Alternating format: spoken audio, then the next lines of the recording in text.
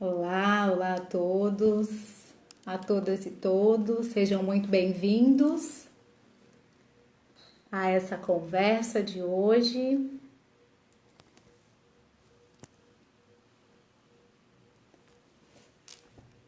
Olá, Carla, Gideão, boa noite. Pessoal do Face também. Olá, Tainã, boa noite. Podem ir chegando. Hoje a gente vai conversar aí sobre um assunto bem importante, um pouco tenso, mas tem sua relevância, não é mesmo? E tem sua relevância especialmente no dia de hoje, em que a gente tem aí o dia de combate ao abuso sexual infantil. E aí nós já vamos conversar um pouco mais sobre isso daqui a pouquinho. Só esperar mais algumas pessoas chegarem para a conversa.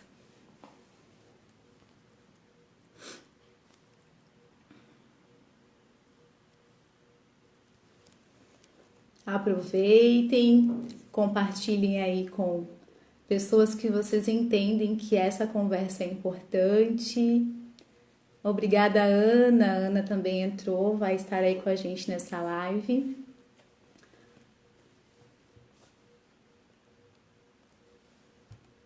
Olá.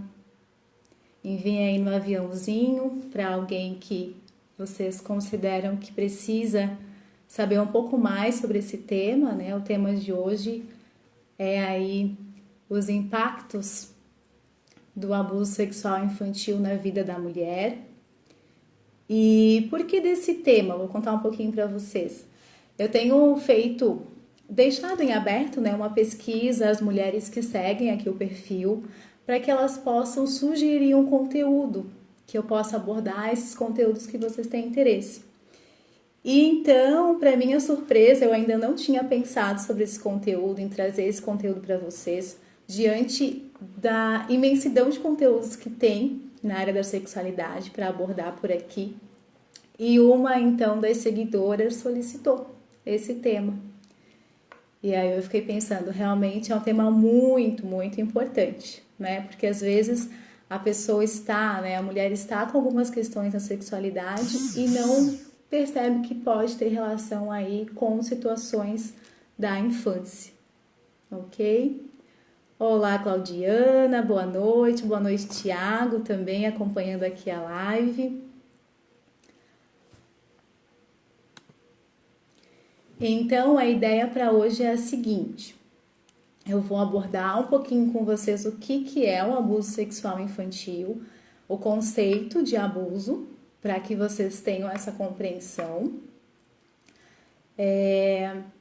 O perfil, né, dos abusadores, em que contextos podem acontecer o abuso e especialmente as consequências, que podem ser consequências imediatas, né, ainda na infância, mas podem ser também consequências tardias, então, na vida adulta da mulher. Tanto consequências de uma maneira um pouco mais geral, quanto nos aspectos relacionados à sexualidade.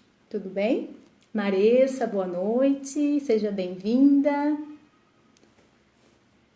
E aqui pelo Face também, o pessoal tá chegando. Compartilhem aí com as pessoas que vocês entendem que precisam saber um pouco mais do assunto, tem uma relevância para essas pessoas. A Clésia aqui no Facebook também entrou, boa noite. Boa noite, Zilda, seja bem-vinda.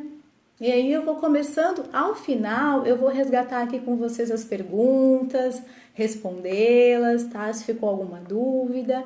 Então agora eu vou conversar com vocês sobre o assunto propriamente dito, ok?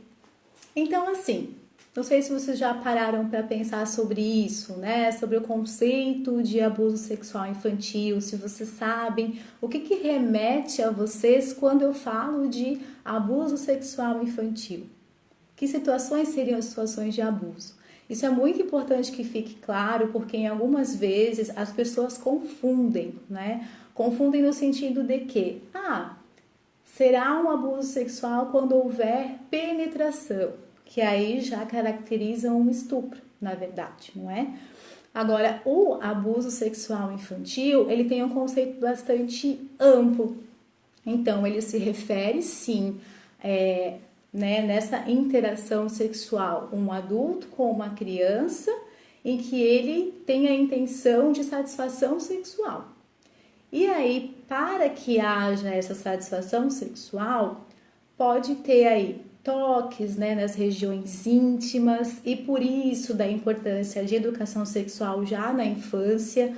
Muitas vezes as pessoas não entendem o que nós profissionais queremos dizer com isso, mas é justamente essa a intenção, saber quais são as partes íntimas que você não deve deixar as pessoas tocarem, que as pessoas não podem tocar sem a sua permissão. Então, isso é muito relevante. A gente poder ensinar as nossas crianças o que são as partes íntimas e que elas não devem ser tocadas sem um consentimento. Então, uma coisa é, eu vou ao médico, eu vou tomar banho. Outra coisa é um adulto que tem esses toques um pouco diferentes, que constrangem, que deixa com vergonha, tá? Então, a questão dos toques nas partes íntimas é considerado abuso sexual infantil. A questão do voyeurismo que nós dizemos, que é observar uma criança nua para o prazer, a satisfação aí do adulto. O exibicionismo, que seria o adulto mostrar as suas partes íntimas para uma criança, ou seja, a criança ela não tem o discernimento sobre isso, ela não tem nem condições de dar algum consentimento ou não, tá? E a questão também de troca, troca de conteúdos que envolvam crianças, que exponham essas crianças de forma íntima. De novo, para uma exploração, para um prazer sexual aí do adulto, tá? Então, de maneira geral, o conceito é esse, tá? E aí a gente precisa estar atentos aí a essas interações que as crianças possam ter ou que nós adultos aí já tivemos e que podem ter sido danosas para a vida adulta, ok? De novo, é um assunto um pouco tenso, mas é um assunto importante. A gente precisa conversar para se manter informados e para poder tomar providências com relação a isso, ok? Certo, mas então, como que acontece? Eu acho que vocês já devem ter ouvido um pouquinho de relatos em relação a isso, mas eu vou de novo trazer para ficar mais claro. Bom, geralmente acontece sim, com o sexo feminino. As pesquisas apontam que a grande maioria das vítimas de abuso sexual infantil são meninas e que na maior parte das vezes os abusadores são do sexo masculino, do sexo oposto. E aí qual é o perfil? O perfil é pai, padrasto, geralmente uma pessoa muito próxima a essa criança, tá? E em que contexto? Pode ser um contexto intrafamiliar, então ela tem aí um vínculo direto com esse abusador, como eu disse, um pai, um padrasto, alguém da família, ou pode ser extrafamiliar. Então é uma pessoa próxima, mas ela não chega a ser da família. Um exemplo, profissionais da escola, Então convive, mas não é da família. Ou um profissional de um cursinho, de uma prática esportiva, ou então até mesmo do âmbito religioso. A gente também tem muitos relatos, infelizmente, de que acontece, o abuso. E uma das coisas que mais são importantes e acaba nos sensibilizando é a questão do vínculo, Então, quando é intrafamiliar, essa criança ela tem um vínculo com esse abusador, muitas vezes um vínculo de cuidado, É quem tá ali com o papel de proteção, de promover segurança, de promover afeto, certo? Então, por isso também é mais difícil de ela conseguir aí diferenciar que tem algo de errado nessa relação. Para ela tá tudo ok, tá tudo certo, Ela confia. Então, isso da confiança também é muito relevante, tá? E fica muito mais difícil também de revelar, De dizer que, olha, tô incomodada, tô constrangida com isso. Até porque, se a gente for pensar na revelação, quais vão ser as consequências dessa revelação, não é mesmo? Então, muitas vezes desestrutura a família e isso também é usado pelo abusador, né? Se a gente for pensar aí na dinâmica do abuso, ela se dá dessa forma. Então, primeiro tem a construção da confiança, né? Dessa criança com esse abusador, ela confia, aí depois iniciam-se as interações sexuais e em algum momento essa criança vai entender que tem alguma coisa errada aqui, muitas vezes pelas informações dos amiguinhos, da escola, ela vê que é diferente, ela conta algo para alguém e percebe que não é bem aquilo. Também a importância muitas vezes da escola para conseguir essa revelação, essa identificação de violência, né? E então essa criança, né, traz isso ou não traz? Muitas vezes não traz, né? Ela demora muitos anos para revelar, porque aí começam também as estratégias para manter isso em segredo, uma vez que ela se sinta incomodada, né? Sejam ameaças, eu vou matar alguém, né? Sua mãe, por exemplo, seu irmãozinho, faça isso, caso contrário, você vai ter tal punição, eu vou te machucar. Então, uma série de ameaças que contribuem aí para manter o segredo, né? Para que não seja revelada a situação de abuso. E além disso, mas se você abusar, nossa, como é que vai ser com a família? Como é que eles vão reagir, né? Vai ser, todo mundo vai ficar assim, aquele clima. Talvez não vão acreditar em você. Há muitas estratégias que o abusador utiliza. Porque às vezes a gente se pergunta, nossa, por que não falou antes, né? E muitas vezes também a criança, ela dá sinais, ela não fala, ela não verbaliza, mas ela começa a ser um pouco agressiva, ou então às vezes tem situação, a criança regride, né? Ela passa a fazer xixi na cama. Então há alguns sinais também não verbais que são importantes a gente identificar, tá? E aí que podem dizer sobre essa possibilidade de estar acontecendo um abuso sexual infantil, ok? Vejo que vocês ainda têm pessoas entrando aqui na live. Se quiserem comentar, já enviar alguma pergunta, se não ficou algo claro para vocês na minha explicação, podem, por favor, contribuindo, que eu vou, na medida do possível, esclarecendo essas dúvidas para vocês, tá?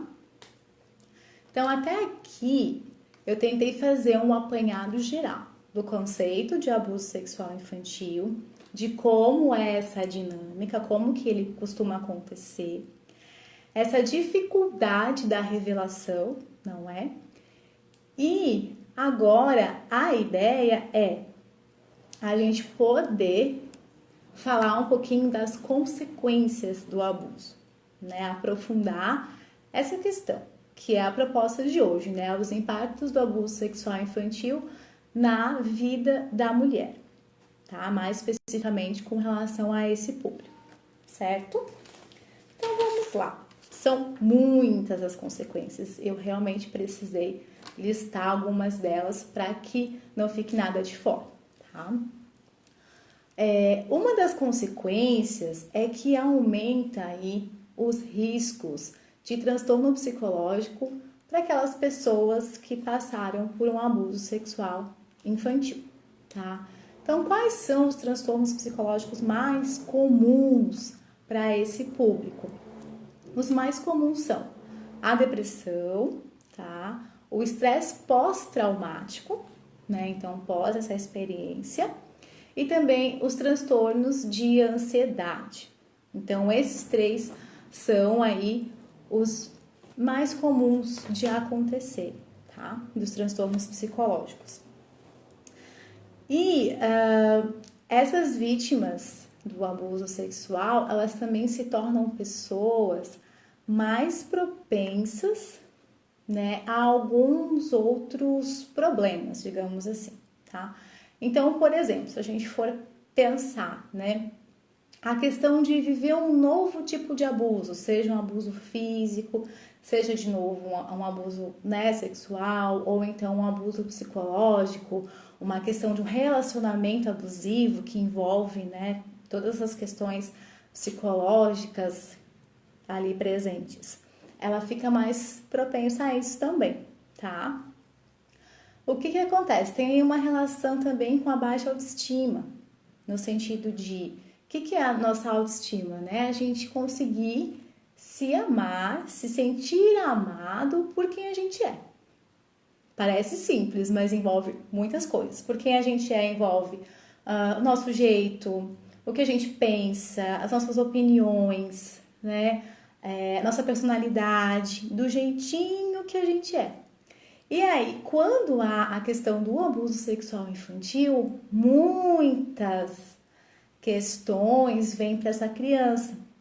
Muitas vezes vem a questão da culpa também, o que eu fiz, o que eu posso ter feito, porque tudo isso também é incutido ali pelo abusador. Então, é algo realmente muito complexo e que traz essa série de consequências. Uma vez que se tem uma baixa autoestima, já começa a ter uma dificuldade muitas vezes aí em negociar num relacionamento. Então, de novo, maior risco de algum outro tipo de abuso. O próprio negar algo, né? Então, eu não quero sair com aquela pessoa, eu não quero me envolver com aquela pessoa. Mas aí será que eu vou ter uma oportunidade de estar com outra pessoa? Se essa pessoa tem interesse, então eu já vou aceitar. Tudo isso vinculado muitas vezes, tá? Não tô determinando, mas muitas vezes lá com aquela experiência de abuso sexual infantil, né? Então teve a experiência, e aí tem todas essas possibilidades de uma baixa autoestima, e aí vai aumentando o risco também de ser abusado novamente, né? Tem questões como a vergonha. Muitas vezes a pessoa ela na vida adulta é muito envergonhada e ela nunca fez essa relação de que pode ter sido em consequência de um abuso. Ou às vezes a pessoa ela nem consegue, é na vida adulta que ela entende que o que ela passou foi um abuso sexual. Né? Depois de ouvir sobre esses conceitos, depois de ver um vídeo, uma live que trata desse assunto, de ver um documentário, é aí que ela... então aquela situação foi abusiva, né? Então faz sentido eu me sentir às vezes deprimida, eu me sentir desvalorizada. Aí a gente depois vai ligando os pontos lá nas possibilidades, lá na terapia, tá? Além da vergonha, da baixa autoestima, pode acontecer, lembra que eu falei dos transtornos, né, psicológicos, transtornos de ansiedade, depressão? Então, as questões de ansiedade, que aí acabam por dificultar em várias áreas da vida, né? A vida como um todo, em situações em que a pessoa fica com mais medo, preocupada, né?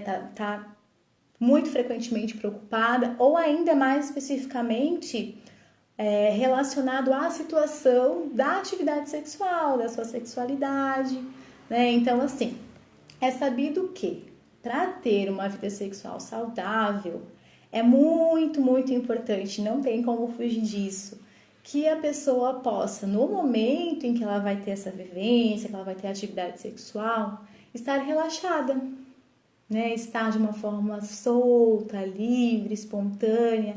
E a ansiedade elevada, ela é ao contrário disso, né? A pessoa ela está ali mais ativa, vigilante, tensa, preocupada, e ela tende, inclusive, a contrair, né, esse corpo que está ali numa intenção de viver a sexualidade. Então, são coisas opostas. Aí também já acaba dificultando, né? E muitas vezes, por desdobramento da ansiedade, pode, inclusive, ter uma disfunção sexual também, né? Tudo consequência aí do abuso sexual infantil.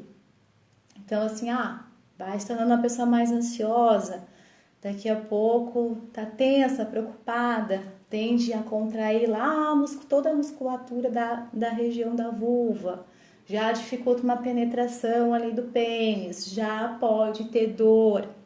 Então, vejam que é uma série de situações, de encadeamentos. Uma coisa pode, de novo, não é determinante, mas pode sim ir levando a outra. E aí também a importância de quanto mais cedo identificar, mais cedo intervir, menos prejuízo, de uma forma geral na vida e também especificamente na questão sexual, né? Que faz parte de todo o nosso ser, né? Faz parte de quem a gente é, tá? Então, por isso, de novo, a importância dessa conversa, a importância de educação sexual, né? De entender sobre o consentimento, né? O toque do sim, o toque do não, que a gente ensina lá para a criança, isso vai ter toda uma consequência para uma vida saudável, sexualmente falando, na vida adulta e de uma forma geral, porque impacta, né, na nossa vida, ou uma vida com prejuízos, uma vida, né, porque quando a gente fala de prazer, prazer, que legal, mas vejam o quanto pode ser complicado o contrário, né, eu não ter prazer e eu ainda ter sofrimento, ter dor, estar preocupada, e isso impactar nos meus relacionamentos, que uma outra situação, né, em consequência do abuso sexual infantil, também é dos relacionamentos de uma maneira geral, né? Poxa, eu tive experiência de abuso com uma pessoa em que eu confiava, certo? Essa pessoa, né, cometeu um abuso e agora eu, sei lá, paquerei um crush, né, como a gente diz, tô paquerando e tal. Ai, até que ponto eu confio, até que ponto eu continuo. Então também tem esse tipo de prejuízo. A pessoa tem dificuldade, muitas vezes, né, a mulher, de estabelecer um relacionamento estável a longo prazo por conta dessa dificuldade de confiança, dessa dificuldade de estabelecer um vínculo, né? Então vejam, olha quantos possíveis prejuízos que eu já listei até aqui, não é mesmo?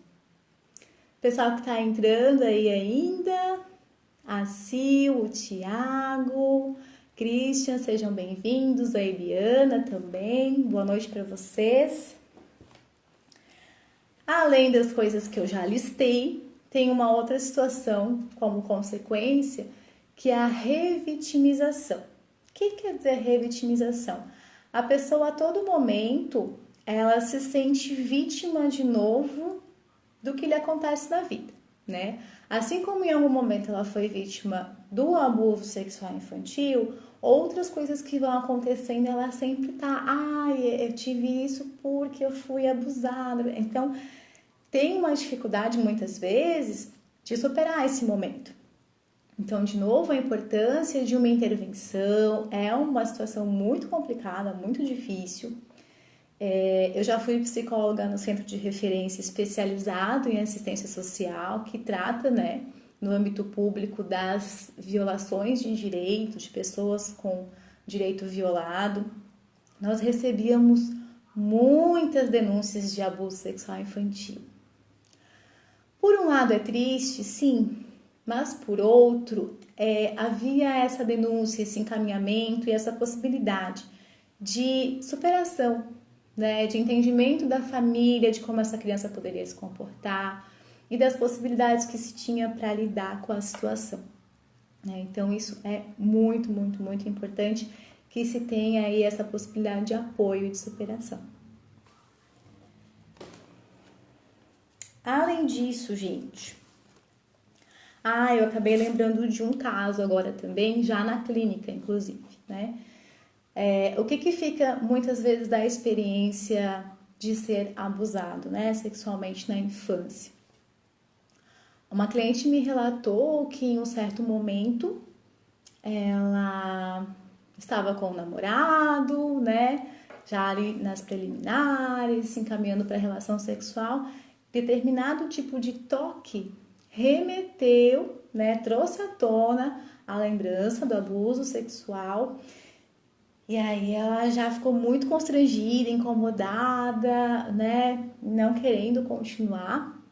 E a gente foi trabalhando um pouco disso também, até que ponto ela conseguia expressar esse incômodo para ele, o que a gente poderia trabalhar em relação a ressignificar esse tipo de toque, né, porque era um toque na mesma parte do corpo em que o abusador a tocava.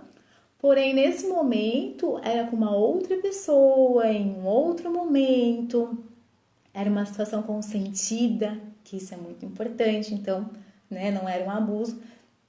Porém, para ela, assim, tinha ficado marcado de a psique entender que aquele tipo de toque era um toque abusivo, né? Era um toque que desencadeava emoções de medo e de preocupação.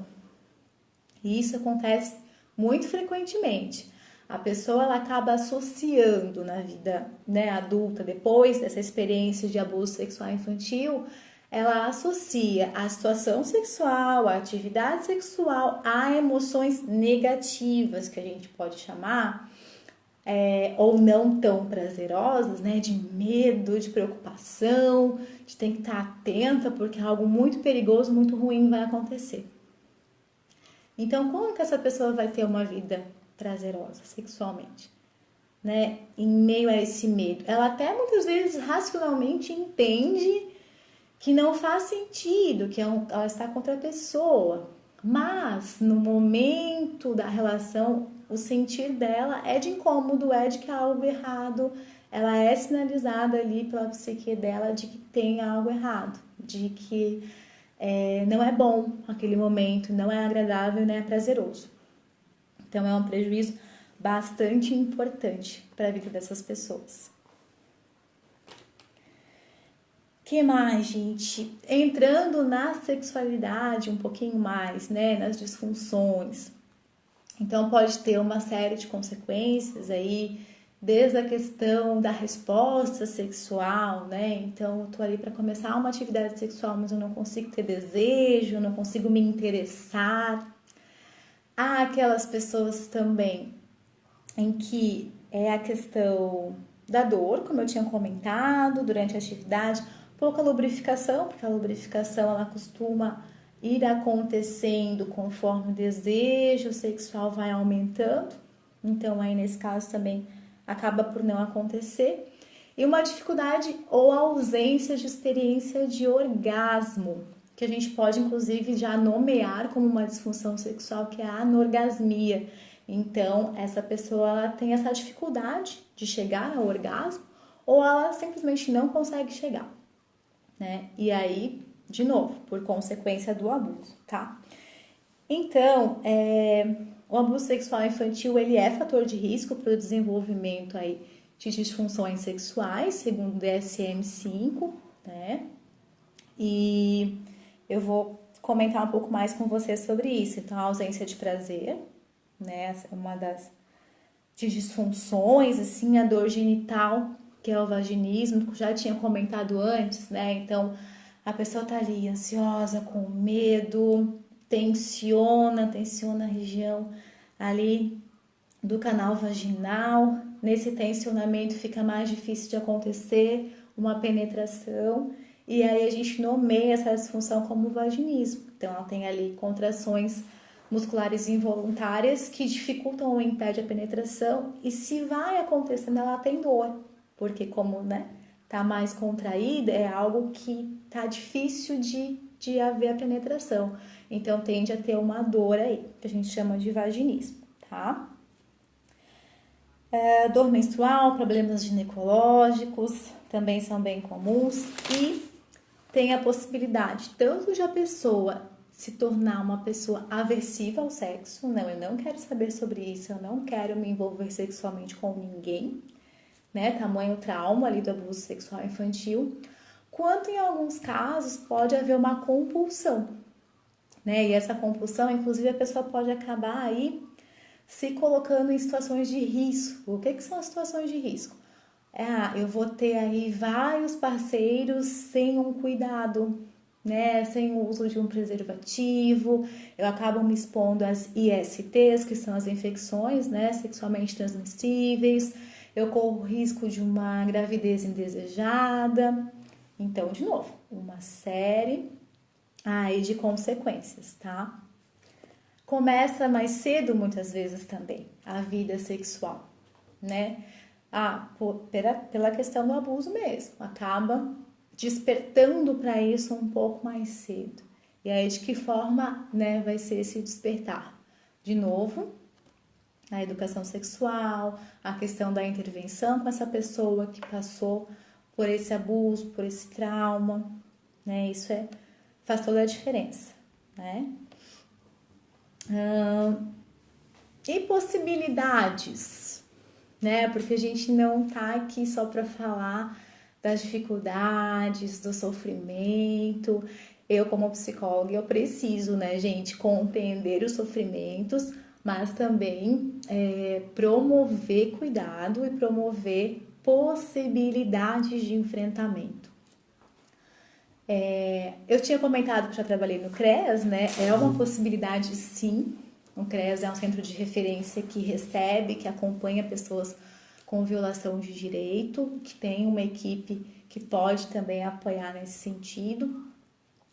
E é muito importante que se identifique, que se entenda esse conceito, para que as pessoas possam ligar os pontos e entender que às vezes um sofrimento na vida adulta pode estar ligado a uma situação de abuso sexual infantil. Então, assim, conseguindo ligar esses pontos, que possibilidade de tratamento existe? Vai depender da demanda dessa mulher, né? Pode ser uma demanda, pode ser várias demandas. Então, por exemplo, há um transtorno psicológico aí presente, precisa investigar se há realmente esse transtorno, e aí o profissional, né, os profissionais que acompanham essa pessoa vão ser o psiquiatra, um psicólogo, para poder aí ajudá-la a lidar com essa situação de transtorno, tá? Mas assim, não, é uma situação mais de. Ou pode ser junto com a situação de transtorno, tá? Uma coisa não anula a outra. Eu tenho lá um problema ginecológico importante também. Entra, né, médico ginecologista.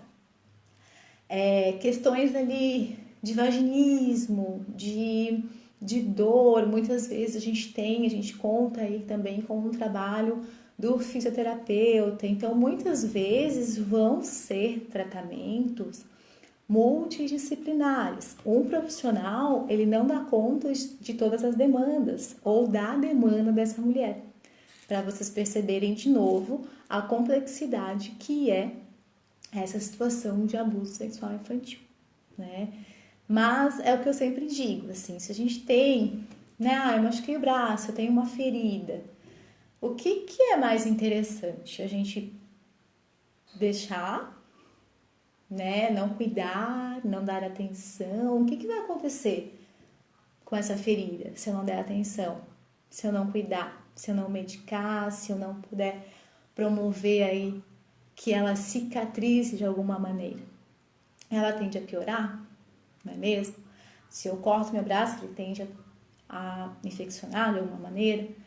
Enfim, então o melhor caminho, a melhor opção ainda é o cuidado, né? E o cuidado através desses profissionais que eu comentei com vocês. Às vezes não é fácil tomar a decisão de fazer uma psicoterapia, de procurar um tratamento, de revelar essa situação de abuso, né? Inclusive, assim, eu vou ficar aqui mais um tempinho depois que acabar a live, porque pode ser que tenha alguém que está assistindo, que teve alguma situação, que conhece alguma situação e queira conversar um pouquinho sobre isso, queira uma opinião de encaminhamento, de intervenção. Por isso eu vou ficar um pouquinho mais aqui. Oi, Ana, tudo bem? Seja bem-vinda, Ana Paula. Vou ficar aqui para fazer esses acolhimentos com vocês depois da live também, porque eu sei que se foi solicitado, há pessoas com esse tipo de ferida aberta, né? E como eu já aprendi, se é pra gente mexer na ferida, a gente precisa estar ali para pelo menos acolher, fazer o encaminhamento. Então eu vou ficar mais um tempinho depois da live aqui com vocês à disposição, tá? E é isso que eu tenho para apresentar hoje, de maneira geral. Deixa eu ver se tem alguma pergunta. Tem pessoal aqui que começou a acompanhar. A Jussara, a Andrea. A Andrea ficou de compartilhar com as amigas também. O Sandro, a Cristiane. Boa noite, pessoal. A Amanda. O Felipe, a Lana. Muito bem, gente. O pessoal aí tá conferindo essa conversa. Se alguém quiser comentar ou enviar alguma pergunta, Tainã, boa noite. Fiquem à vontade. Se não se sentirem à vontade para perguntar por aqui, né? Ai, a Ju vai falar em público a minha pergunta. Envia depois no direct, não tem problema. Eu dou essa atenção para vocês também. Eu tô aqui para isso, para a gente poder aí esclarecer melhor qualquer dúvida que vocês tenham, tá? E eu vou dar mais um tempinho, que hoje a live é solo, né, gente? Mas para que vocês possam perguntar, se alguém quiser perguntar alguma coisa, fazer algum comentário. Lembrando de novo, né, que esse assunto ele foi abordado a pedidos e, né, pedido aí de conteúdo. Quem quiser também responder a pesquisa, tá ali na bio, no Linktree, a pesquisa sobre sexualidade feminina. Então, como foi solicitado, né, se foi solicitado, eu cumpro. Eu tô aqui para poder trazer esses assuntos que vocês têm curiosidade, que vocês querem um esclarecimento, não é mesmo? Por mais que sejam assuntos um pouco tensos, mas, de novo, importante de serem falados. Ainda mais no dia 18, né, dia de hoje, que é o dia de combate aí ao abuso sexual infantil. Ok? Deixa eu ver aqui.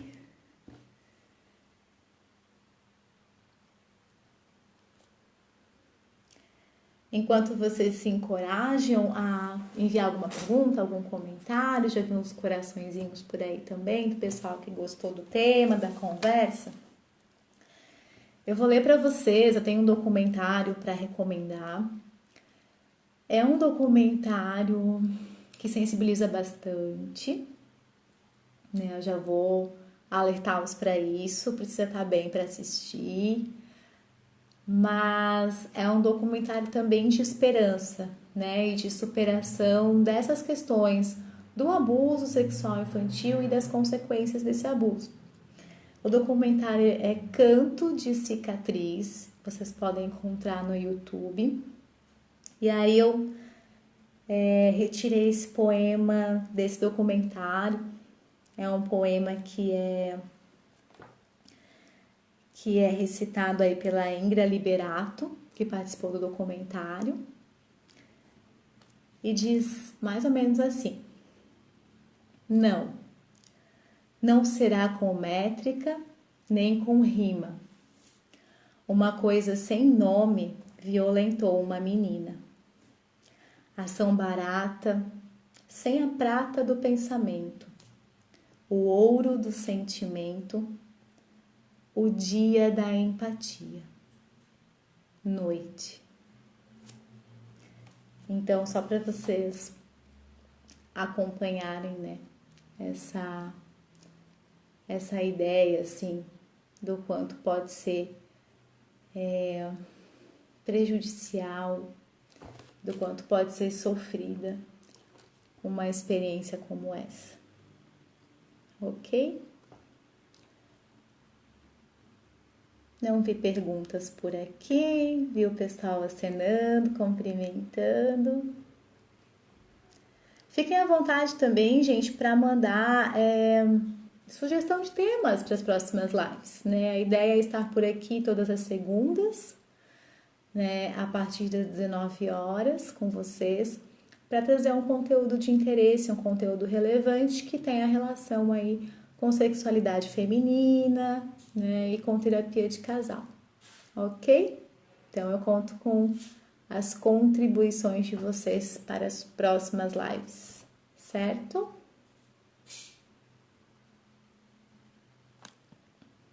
É isso, gente. Então, tudo bem. Uma boa semana a todos e até a próxima. Vem comigo.